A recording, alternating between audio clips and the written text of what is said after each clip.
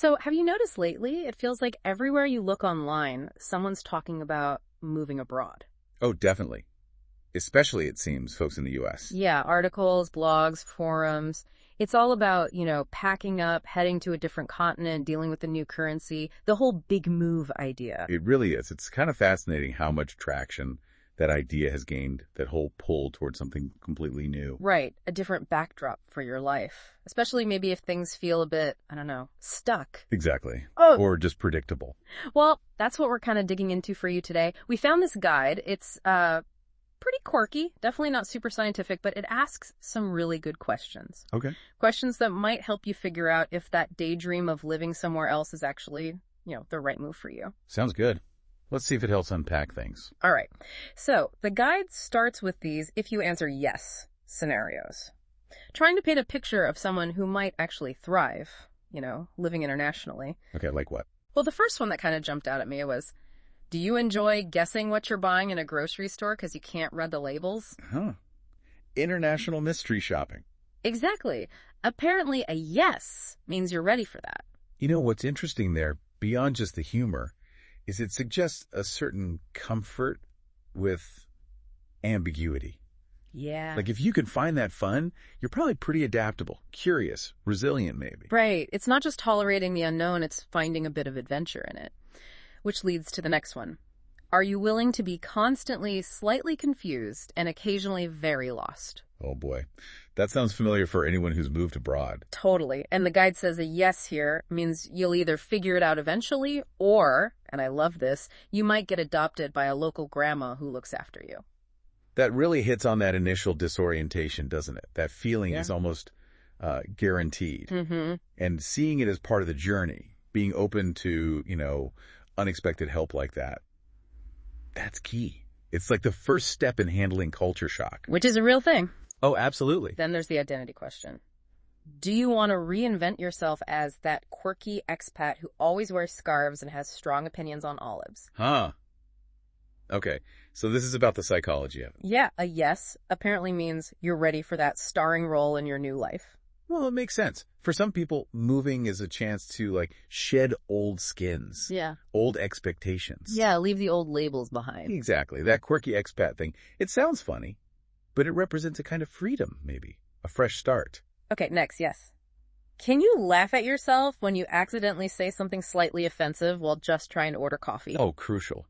Cultural humility, they call it. That's the term they used. If you Yeah. can laugh it off, you've got it. You almost have to, because mistakes will happen, no matter how much you prepare. Right. And being able to just roll with it, laugh, learn, that builds bridges, shows respect, Being a learner, not an expert. Okay, this next one gets a bit more emotional. Are you okay with missing weddings, funerals, even just casual taco nights back home? Oof. Yeah, that's the tough stuff. A yes here suggests you might be emotionally ready for that. Nomadic life. It really highlights the trade-offs, doesn't it? It absolutely does. It's Yes. the sacrifice, right? Maintaining those connections takes so much more effort across distance and time zones. You will miss things. Yeah. You need that emotional resilience. And the guide's suggestion to maybe try moving 45 minutes away first sounds silly, but it makes you think about managing that distance. True. And the last yes question. Do you lean more towards the thrill of adventure or the comfort of stability? The core question. Right. If adventure wins, the guide jokes you've probably already packed your bags mentally. And that really gets to your basic personality, doesn't it? Some people thrive on change, on the new. Others find deep comfort in routine. Neither is better. Not at all. Yeah. But knowing yourself is key for a decision this big. Okay, so that's the yes side. Let's flip it. What if you're answering no to these? The guide gives reasons why staying put might be better for you. Makes sense. They probably mirror the yes ones. Pretty much. So a no to mystery grocery shopping. The advice is stay close to Trader Joe's or wherever you know the labels. Which just highlights how much value some people place on familiarity. That ease of knowing what's what, it's comforting, secure. Definitely. And a no to being confused and lost. Let me guess. Wait until Google Maps gets even better. You got it. Hold off until Google Maps becomes even more intuitive. Which, who doesn't rely on navigation apps now? Exactly. If you really prefer clear directions, clear understanding, That constant disorientation of a new culture could be really stressful. Okay, what if you don't want to be the quirky expat? What's the advice there? It suggests your comfortable hoodie and frozen pizza self might not fare too well. Right. It's about authenticity. Maybe you just want to be yourself without feeling like you need to perform expat. Yeah, no pressure to fit some mold. If that's you, then moving somewhere you feel that pressure might feel off. Yeah. Inauthentic. And if you can't laugh off those cultural slip-ups. Oh, I know this one. Stay with the barista, get your complicated order. And crucially, your sense of social awkwardness. We've all been there. We have. Look, if you're very sensitive to social blunders, if you really value smooth, clear communication, a new culture can be tough. So many nuances. Easy to miss things. Very easy. What about missing those life events back home if that's a hard no for you? Let me guess, the 45-minute move suggestion again. Yep. Try moving just 45 minutes away first. Reinforces that point about physical presence. Exactly. For a lot of people, being there for those big moments, and the small ones too, is incredibly important. That geographical distance is a huge emotional hurdle. And finally, if stability just feels better than unknown adventure. Book a vacation. Simple as that.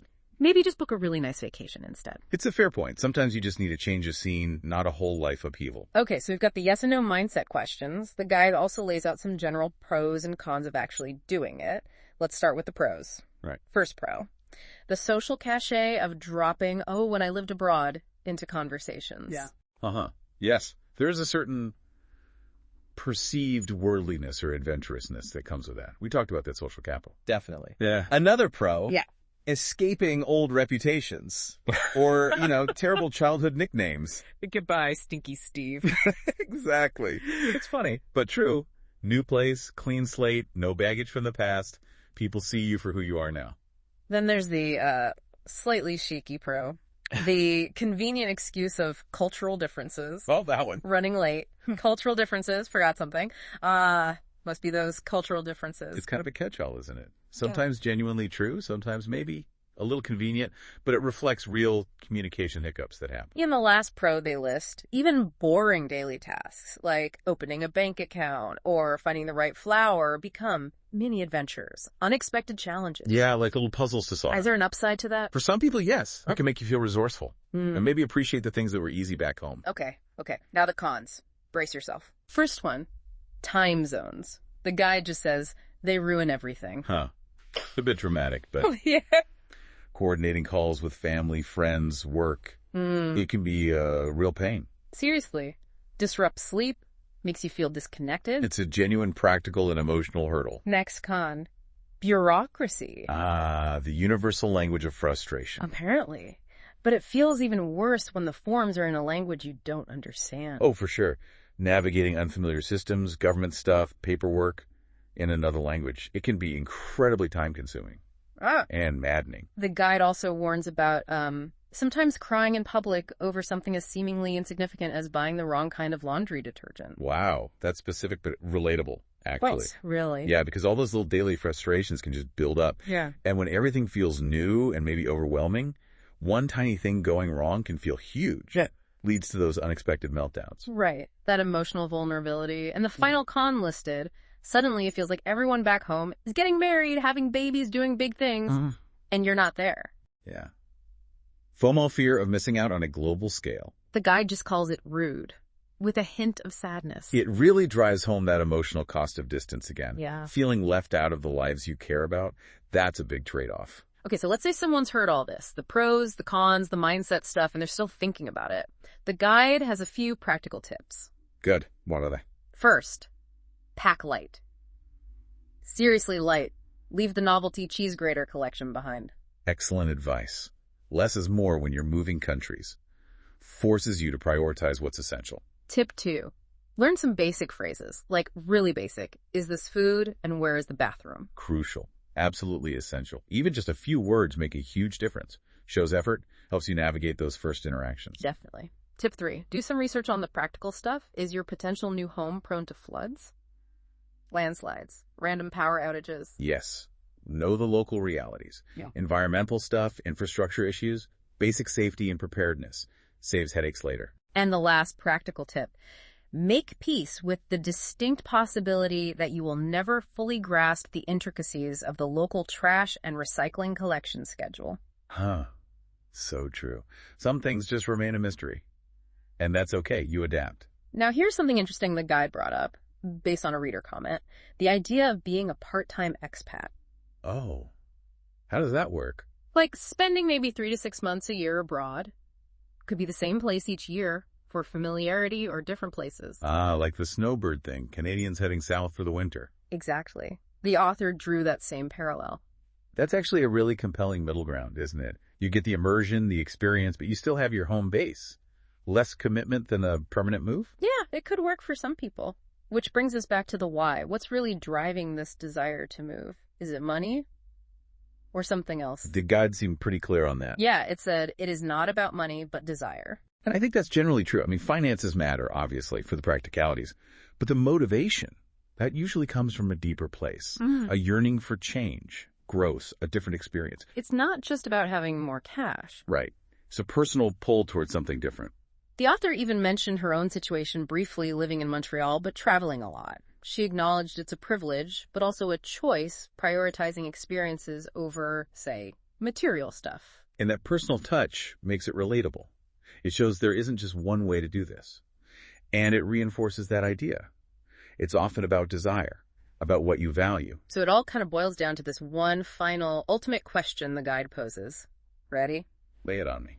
Would you rather be slightly overwhelmed in paradise or mildly bored in comfort? Wow. Okay, that really cuts to the chase, doesn't it? Right. It frames that fundamental choice so well. It forces you to think about your tolerance for discomfort versus your tolerance for predictability, maybe even boredom. So, as we wrap up this deep dive, I think it's super clear. Deciding to move abroad, it's incredibly personal. Absolutely. There's no single right answer.